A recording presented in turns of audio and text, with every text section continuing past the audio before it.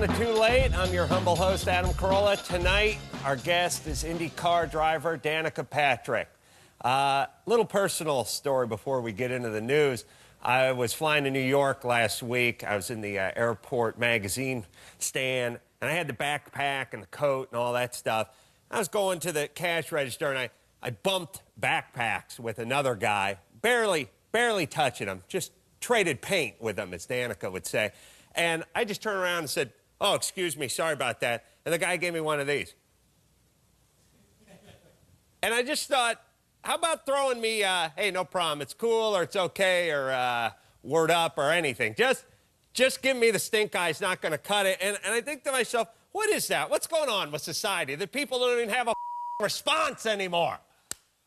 Wow, fired up tonight. How am I doing? Bad. All right, let's get started with today's top stories. Yeah, there it is. The NBA is mandating a new dress code. The league is insisting players wear business casual attire to all team events. Yeah, there you go. Yeah, and listen, I'm for this because I've flown Southwest enough to know that some dress code just needs to be enacted. Like, I've sat next to the guy with the cut-off sweats and the bad-to-the-bone muscle tee too many times to realize we need to enact something here. But another good way for the NBA to improve its image is for its players to stop raping people. Yeah, that'll turn it around in a heartbeat. Yeah, stop punching out fans and raping groupies. That'll help turn it around. Probably more so than, making a trip over to the Big and Tall store. By the way, my name for a Big and Tall store, Big Sur. Big Sur, huh? Yeah? Yeah, that's yours, America. Take it and run with it. All right, turning to entertainment news. British papers reporting that Paris Hilton has auctioned off her $4.7 million engagement ring she was given to by her ex-fiancé to raise money for victims of Hurricane Katrina. And doesn't that mean that he donated the money? Isn't this his money? It's his money. She doesn't get the karma for this one. You're not fooling the karma gods. If she broke it off with him, she's got to give the ring back. That's the way it should work. I wish more things in life worked this way. Like, I wish I could lease a car and then go in a week later, get into a blowout with the dealer and say, well, that's it, I'm breaking it off. I'm just going to take my Lexus and leave. How dare you? Good day. Good day. I may be back in 60,000 miles for some scheduled maintenance to get a timing belt change or something, but it's off. It's off. Oh, no, I'll be keeping the car. There'll be no payments, though. I do this with my house. I'd buy a house and get a blowout with the banker, the realtor, and that'd be it. I'm going home. I'm locking the door. Good day. I'm moving on. I'm looking at other condos. I want to see other condos. All right, speaking of bling, I read in Stuff magazine there was this place that sold custom rims for $250,000. I thought we'd check it out with our first Too Late satellite report. It's called Lexani Asante Wheel Corporation. Yeah, look at that graphic. We spare no expense. Damon, you there? Yes, sir. How you doing, Adam? This is Damon Vereen from Corona, California. Are you the a sales manager over there, Damon? Yes, sir. All right, and is that the $250,000 rim to your left? Yeah, this is one of the wheels that we have in our $250,000 set. And what is it? Is it diamond encrusted? What is that? This wheel has 105 stones in it, each at 150 carats per stone. So the whole set itself is at 63,000 carats per set. You should auction a set of those off to help the Katrina victims, you know. Just tying my news stories Yeah, it might be a together. good idea. Yeah, and aren't people, have you sold any of those? Actually, we have. Probably the most notable has been Master P. We did a set for a Phantom for a video that he shot a few months ago. Yeah, Phantom is a Rolls Royce? Yeah, Rolls Royce Phantom, yes, sir. And he, isn't he scared these things are going to get stolen?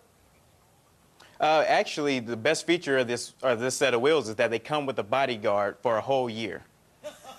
So you just have like a 300-pound brother who rides in the trunk of your car, and you just let him out when you get to the restaurant? Definitely. Like, Your restaurant, anywhere you go. Wow. And even like let's say I like to leave my car at the airport when I go out of town. If I left on a Monday and I came back like Thursday, he'd still just be sitting on the hood, or? Oh yeah, bread and water, he's still there. All right. And you know, let me just say this. You know, people think 250,000 K is unreasonable for a set of car rims, but if you really break it down, that's 4 rims. That's only 62,000 and change per tire. You know, if you really think about it, which is well within the means of most Americans. All right. Oh, yeah. Listen, Damon, do me a favor. If you can set me up with some, like, 28 inchers for my Pontiac Aztec, that would be awesome. No problem. Because that's the way I roll. I'm sure we can make them fit. Yeah. No problem. All right. No problem. All right. Damon, thank you for being our very first satellite interview. God bless you. Good work.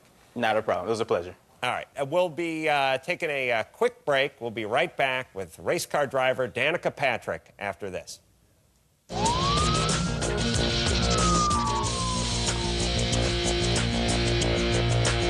Showtime.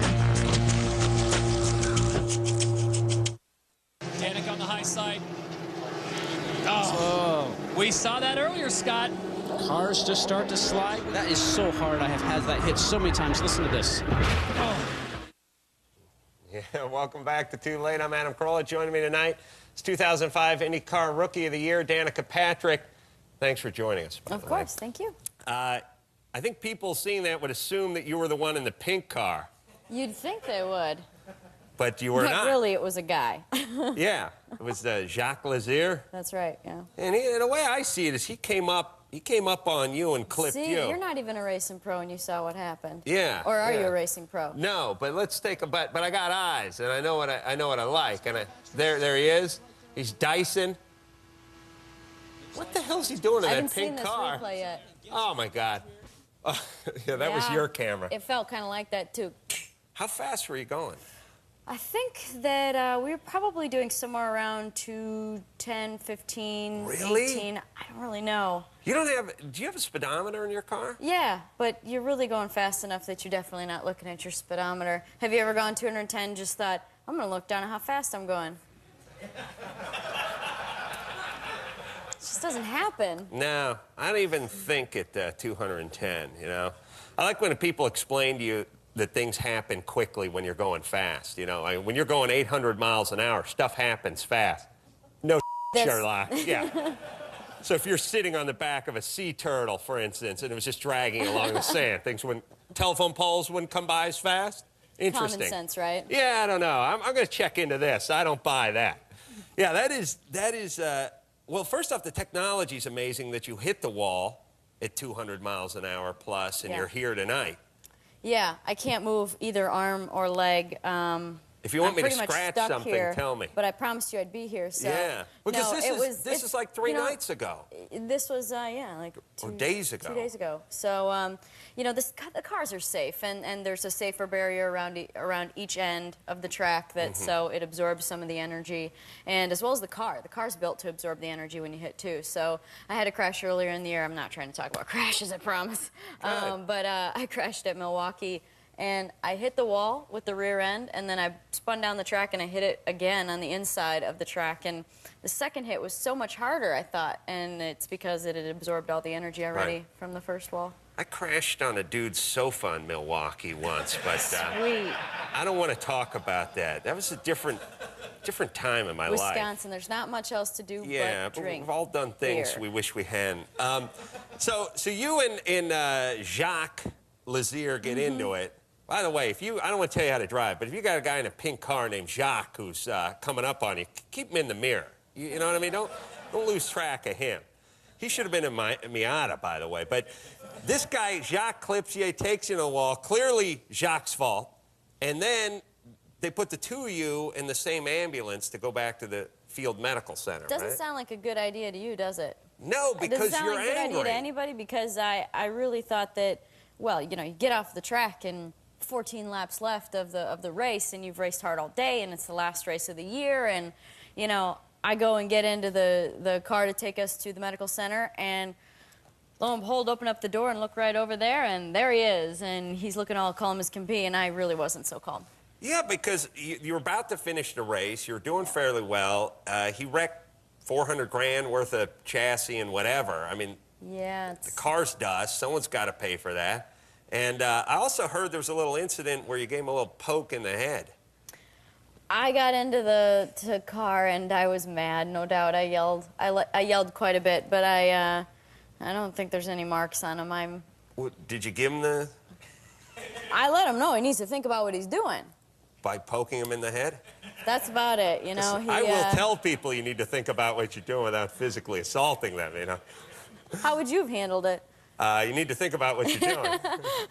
Would you have used 2 fingers? No, I'd be irate. I mean, look, let's face it. You expect these people not to do anything, and then people go nuts when they see the guy get out, pull his helmet out, throw it. But the reality is you're sitting in a parking lot, and some guy backs into you or pushes a shopping cart into your fender at 2 miles an hour, and you get out of your car waving your hands around irate. I mean, I couldn't imagine going into a wall at 200 miles an hour and keeping my composure in an ambulance with the guy. Beautiful way to put it into perspective. Wow. It's nice. I like that. A little something going on I'm going here. to keep that in mind from here. I need a transcript from this. Yeah. That's good. All right. You want to give me just a little sample of what you did to Jacques?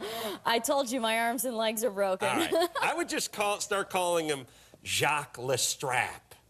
Just, it's demeaning.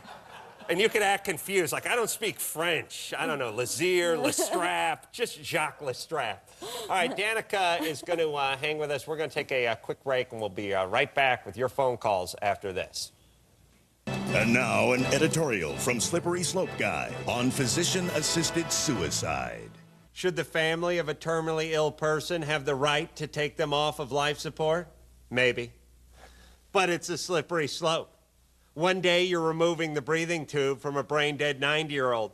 Then the next thing you know, your perfectly healthy 13-year-old goes in for his Pop Warner physical, and the doctor snuffs his life out with a pillow, and there's not a damn thing you can do about it.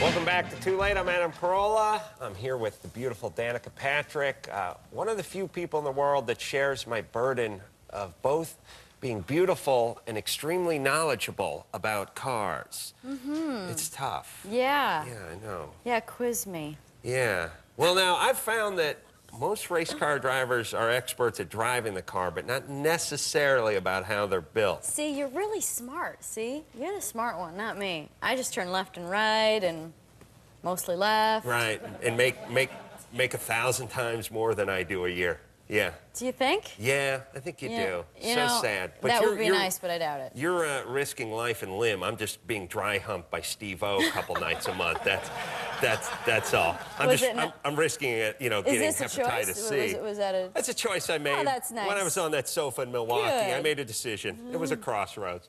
All right, so what we're going to do is we're going to take some phone calls, and we'll take some car-related stuff, and you jump in, I'll jump in our collective knowledge. Where are we jumping? Who's on the blower? Yeah, collective knowledge is going to solve every problem in the universe. Let's talk to Kyle, who's on line 8 from Windsor, Virginia. Kyle? Adam. Hey. Hi, Adam. How you doing, buddy? Good. Look, you're a god amongst men. I want you to know that. Thank you. Now, I just listen, hope our here's guest a question realizes for you. it tonight. I've had a pretty bad weekend, man. I've been pulled over by 7 different cops in 3 different counties, and I was wondering what your advice was to get out of trouble with the cops and not get a ticket. Do you have a headlight out? Is it something that simple? Yeah. What are you doing that's getting you pulled over? Well, okay, 4 cops are mooning, 2 were shopping carts in the bushes, and the other one was I didn't have a license plate on the front of the car. So you're just basically drunk all weekend, probably. No, well, I don't know. Yeah, all right. Well, clearly you've lost interest in your own question, Kyle. Well, maybe I love you, Adam. All right, buddy. Thank you. Wow. Yeah. It's always a nice Next. save. When you have nothing to say, just say you love me. All is forgiven. John from Las Vegas. John? Adam, how's it going? Good. How you doing? Good, man. Hey, Danica. Hey, how you doing? Good. Would you ever consider dating a guy who just knew absolutely nothing about cars? Well, I will say that I'm not open to, I'm getting married, but Well, I'm married too, but good for you. Good for you. It's bliss, isn't it? yeah, it's not bad. Yeah. I'm getting ready for that. Yeah, what does your fiancé do? He's a physical therapist, so for a guy to know cars is definitely not important to me. Did you meet him when he was working on you, like in Roadhouse, where Patrick Swayze My went in entry to was talk like right about here, you know. And he was he adjusting you? He's the best. But like, did you go into the wall at Talladega You know, and then he helped adjust your spine and then you fell in love? I gotta say, it was as silly as this. I think I was doing yoga and I pulled a hip muscle. Yeah, so... And you went in to see him? And he treated me, exactly. And, you know, about a year or so later, paths crossed again and... That's a good stars gig. aligned and... I want to get headed into to the that. altar. I want to get to that physical therapy. Like, I want any gig where it's like, you want to pay me first or take off your clothes first? I'll tell you what, just pay me and then take off. I'll take off, surprise me. Just be nude and have some money when I come back, okay? That's a good gig as a dude. I'm sure they do that somewhere. Yeah, well, I mean, you got to get naked, right? And you got to pay him. Well, I wore shorts. It was really? very professional. All right, but they're around your head. All right, let's take another call. Talk to line 11, lucky line 11, JW, 53 from South San Francisco. Hi, Adam. What's happening? Hey, all right. All right. Danica. Hi. My question's kind of a two-part question for Danica. Being an engine builder myself, are you looking at the tack when you're shifting, or you got a shift light, or you just know the sound of the motor? All of the above. We have a dash, and the lights light up in order for the revs. And when I see the second red light come on at the top of the dash, I shift, as well as you can feel it. Okay. And the car probably has a rev limiter on it, so it doesn't There's blow a couple up, rev right? limiters. Yeah, there's a Honda rev limiter. There's an IRL rev limiter. They're limiting us, no doubt. Oh, really? Oh, yeah. Oh, that's the sanctioning body. I thought it was just so you didn't blow the engine up. That too. That's the Honda rev limiter. How many? What do you shift at? 10.5, 11 10.2. grand, 10.2. 10.2. Wow, that is high. JW, you got a boner? She shifted 10.2. Beg pardon? Every time. All right, buddy. All right. Good times with those engines over there, buddy. Okay, thanks. All right. We'll take ourselves a quick break. We'll be right back to wrap up with Danica Patrick after this.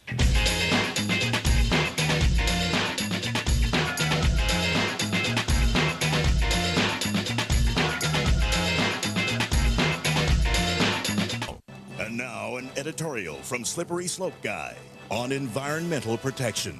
Do I believe in protecting our fragile ecosystem? Sure. But it's a slippery slope. Today, we're saving a majestic creature like the spotted owl. The next thing you know, your wife is infested with government-protected pubic lice, and there's not a damn thing you can do about it. So important, so powerful. Welcome back to Too Late. I'm Adam Carolla here with Danica Patrick. Just a little time left. I know David Letterman is one of the owners of your race team. That's right. Mm-hmm. Do you hang out? Do you talk? All the time, daily basis? No. You know, I talk to him every now and again, and he's a good boss because he does the best job on TV. He's a great host, and you know, I've been on a show a couple of times, and you're good too. Don't worry. Yeah, you don't have to say anything nice about him. It's not like he watches the show. But you know, he does that, and Bobby Rahal kind of runs the racing side, and they both are good at their own, so he's a really cool guy. We had Too Late here. Look, I don't like to brag, but we're looking at sponsoring a moped. Exciting. Yeah, it's got a basket on the front. Exciting Chinese guy for delivers Toto. takeout food. It's awesome. We put the little Too Late sticker right on the oil tank on the side. All right, well, that's about it. Danica, awesome stuff, baby. Thanks. Danica Patrick. Everybody, put your hands together. Why not? All 7.5 of you. Wow, decent crowd. And until next time, this is Adam Carolla saying mahalo.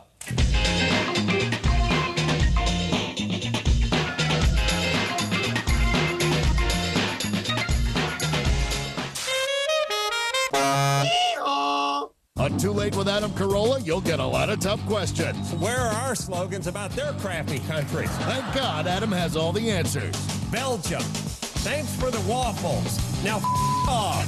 New episode tomorrow at midnight.